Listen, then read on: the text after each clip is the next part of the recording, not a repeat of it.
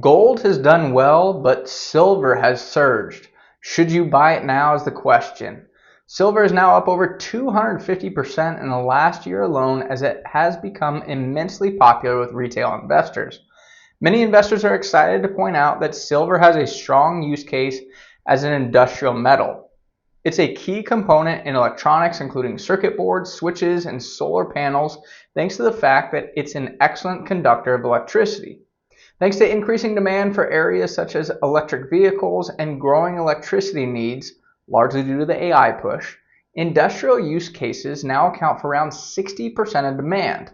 This compares to under 50% just a decade ago. I was also surprised to learn that silver may be subject to supply shortages, as about 3/4 of new silver is created as a byproduct of mining other metals like copper, zinc, and lead. This has led silver demand outstripping supply every year since 2018. Now, while all this sounds positive, generally markets have a way of reconfiguring the supply and demand equation. I believe this could lead to companies that have silver as an input cost will instead look for alternative sources as the price has become prohibitive after the recent surge. This would then hurt demand for silver. On the supply side, since the economics of finding silver is so strong at this time, you could see more mining for silver and the other metals, which would then increase the supply of silver. Declining demand and increasing supply would be problematic for the price of silver.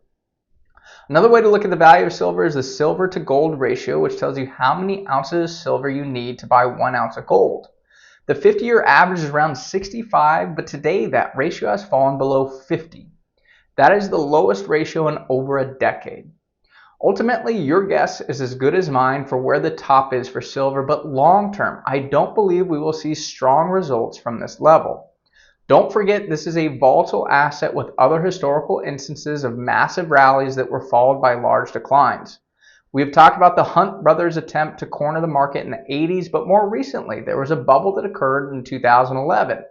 The price peaked at around $49 in April of that year, but quickly tumbled about 25% in just a week, and ultimately ended the year at $27 for a total decline of nearly 45% from the high.